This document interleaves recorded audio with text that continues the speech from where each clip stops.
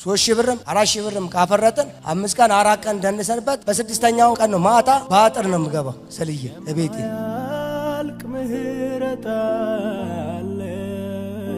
ማን ነው ስም? ዶክተር መኮንን አበበ። ዶክተር መኮንን አበበ። በሙያክ ዶክተር ነህ? አይ በሙያ አይደለም፣ በማፍረጥ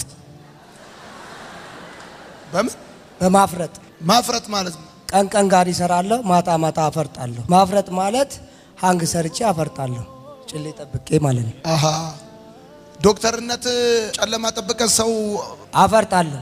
ማፍረጥ ማለት መዝረፍ ነው። ሃንግ አድርገህ ታፈርጠዋለህ፣ ትዘርፈዋለህ ማለት ነው። ጨለማ ጠብቀህ ለራስህ ነው ዶክተር የሚለውን ስም ያወጣው?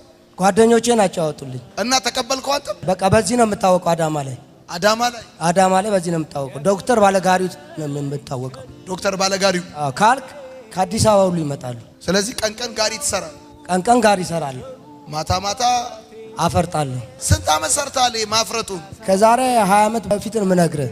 አሁን ግን እጥቼ አግብቼ ወልጄ አለው። ግን አልፎ አልፎ ባለቤቴም ልጆቼም ሳያውቁ ጋሪ ፈታና ሲደውሉልኝ ይሄዳል።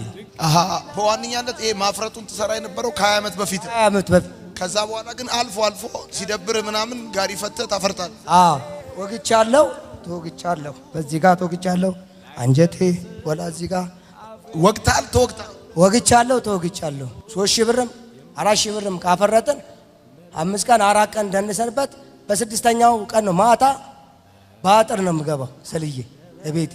የአንድ ሳንቲም 2 ገጽታ ነን እኔና ባለቤቴ እስካሁን ድረስ። በጣም በጣም በድያታለሁ። በጣም እናቴ ደግሞ ደካማ ነች፣ አልጋ ላይ በሽተኛ ነች። እቤት አንድ ልጅ እኔ ነኝ ወንድ እና እኔ መግባቴን አለመግባቴን በመስኮት ታጣራለች እናቴ። በጣም የምታሳዝን ሰው ቤት እንጀራ ጋግራ ነው ያሳደገች። ማሽን ላይ ነው የምትለኝ ስሜን እንኳን እና አለኔ ማንም ሰው የለ አይመስላትም። በጸሎት ገባ አባትሽ አልገባም። 8 ሰዓት በአጥር ዘርዬ ስገባ ማሽን ላይ ብላ ትጣራለች፣ አተኛ። ከዛ የሁሉ ስለበደልኩኝ እህቶቼንም ስለበደልኩ አያት ኪያ ፍርዬ ስለበደልኩ አሁን ይቅርታ ለማለት ነው እዚህ የመጣው። በአንደኛ ደረጃ ባለቤቴ በጣም እርጉዞና ሆስፒታል ማክሰኞ ቀን ስትሄድ ልብስ ይዘልኝና ስትለኝ እሺ ብዬ መጣሁ። ከዛ ከወለደች ወዲህ ሚስት ወለደች፣ ዕቃ ይዘናል ጓደኞቼ ላኩ። አንተ ቀርተህ እነሱ ላክ። ስንት ልጅ ነው ያለ ካንተ? አሁን 4 ልጅ አለ። ሌላ ልጅ አለኝ። 4 ልጅ አለ። እሷ ስንት ልጅ አላት? ከኔ 3። አሃ ካንተ ጋር 4 ነው ያላት። አንተ አባት ነህ። በአጥር ዘለ ለምን ትገባለህ? 45 ዓመቴ ነው። እንደ 5 ዓመት ልጅ ነው የሚያደርገኝ። መጠጥ ቤት ቁጭ ስል ከሌለኝ አይቼ ወፈር ያለ ሰው ጋር ነው የምቀመጠው። እየጠጣው አጫውተዋለሁ። ከዛ ወዲህ ሞቅ ሲለኝ ኪሴ ባዶ ስለሆነ እጣለዋለሁ። ከፍላለሁ ብለህ ጠርተኝ እዛው ወላ ብርጭቆ ወላ ምናምን የራሱ ጉዳይ ብዬ ታስገርመዋል። ዝም ብለህ ተጠግተው ተቀምጠህ ጠጥተህ ታስቀይመዋል። አዎ ጨዋታ አነሳለታለሁ። በኋላ ሞቅ ሲለኝ በሊሳቡን ክፈል ስለው ድንግጥ ይላል። ምን ትደነግጣለህ ና ብለህ ጠርተኝ ብዬ ራሱን እጣለዋለሁ። ቅድሚያ ቶሎ ብዬ በቴስታ ነው የምመጣው። የዛሬ 20 ቀን እንደዚህ አድርጌ እንዲህ ሲል ብርጭቆ ነው እንደዚህ ስንጥቅ ብሎ እዚህ ጋር ገባው። እሺ እዚህ ስንማር የትኛው ትምህርት ደስ አለህ? ሳንቲሙ የጠፋው ሳንቲም እና ማሸነፍ። አሁን ያስተማርከን አሸናፊነት። ከእንግዲህ ወዲያ እኔ አሸናፊነት እሆናለሁ፣ ለባለቤቴም ለእናቴም መጀመሪያ ለራሴ። አሁን ልጄ እዚህ አለች፣ አዝናብኝ ነው ተከትላኝ የመጣችው። ልጄ እዚህ አለች። ያው በጸሎት በላት። እሷንም በአንተ ፊት ይቅርታል በላት። 2 ዓመት ሆኖናል። እኔ ሳሎን ነው ማድረው፣ እነሱ ተሰብስበው ጓዳ አልጋ ላይ ናቸው። የአንድ ሳንቲም 2 ገጽታ ነን። ግን ከእንግዲህ ወዲያ አይሆንም። እውነት አይሆንም። ሶስተኛ አይሆንም። አጨብጭቡለት። የአዳማ ሰዎች ያፈረጥኳችሁ ያላችሁም የሌላችሁም ይቅር በሉኝ። ተለውጫለሁ። አሸናፊ ሆኜ አንደኛ ሆኜ ደጋሚ እናንተንም ወደዚህ ይዤ እመጣለሁ። እናቴ አዳዬ እናቴ ይቅር በይ። ፍርዬ አያት ስንታየው ይቅር በሉኝ። በቃ ባለቤቴ እውነት ያው አስቀይሜሻለሁ። በጸሎት የታለች? ያስቸግራል በጣም። በሳምንት ስንት ቀን ያስቸግራል? ሁሌ ማለት ይቻላል በየወሩ በየአመቱ በቃ እኔ እንጃ። ሁሌ? አዎ። ከአመት ትምህርትሽ ላይ ተጽዕኖ ፈጥሮብሻል? በጣም ትምርትሽን ምን አይከታተል? አይ አይከታተል። ምን ያደርግልሻል?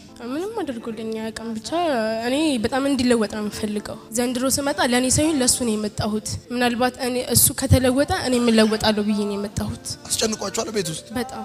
እናትሽ ምን ትላለች? በቃ ሁሌ በሱ ምክንያት ሁሌ እንዳለቀሰች ነው ሁሌ። ሰሞኑን ስለ ትምርቱ ጠይቀሽው ነበር? አይ አልጠይቀውም። ምክንያቱም በቃ ብዙ ነገር ነው የሚያስረዳኝ ራሱ። ያስረዳሻል? በጣም ነው የሚያስረዳኝ። ስለዚህ አትጠይቂው። አልጠይቀውም። እግሯ ስር ወድቃ ይቅርታ ጠይቃት። መሃሪነን ካሉ ረብ በቃ ስታምሪ በእናትሽ ይዋት አንደኛነሽ ቃልን ሰጥታል፣ ተቀርጸሃል። ካሜራው ላይጣት ተቀርጸሃል። ከዚህ በኋላ ሚስትም ምረት አርጋላለች፣ ልጅም ሰፈር ጎረቤት ሁሉ ምረት አርጎላል።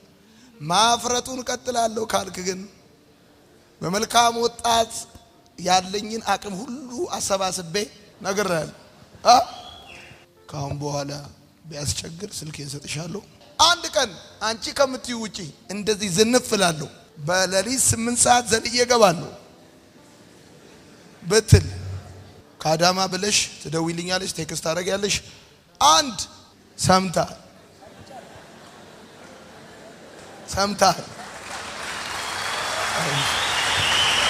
ወድሻል። ትማሪያለሽ? ስንተኛ? አሁን ወደ 9። አረ ትማርበት። 2019 የመፍረጥ አመት ነው የሚሆንብህ ነግሬሃለሁ። እኔ ምን ልግዛልሽ? ጫማ ልግዛልሽ? ልብስ ልግዛልሽ? ምን ልግዛልሽ? አንቺ አታውቂም። እኔ እገዛልሻለሁ።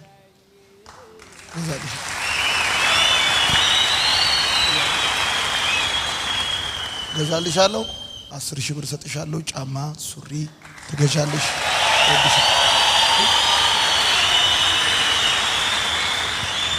በአንቺ እድሜ 16 ዓመትሽ በሴትነትሽ ከባድ የህይወት ፈተና ቤት ውስጥ ያለ እሳት ተቋቁመሽ ትምህርት ቤት በመሄድሽ እንደገና ደግሞ በአባትሽም ተስፋም ሳትቆርጪ ሳታፍሪም ደክመሽ ለሱ ብለሽ እዚህም ስለመጣሽ እንደው ደሞ ይበቅልልሻል፣ ይከናወንልሻል። እግዚአብሔር የብዙዎች እናት ያደርግሻል፣ ይከናወንልሻል። እሺ ልብሽን ጠብቂ። የሰው ሀብቱ ልቡ ነው። አእምሮሽን ልብሽን ጠብቂ። እወድሻለሁ። ቻው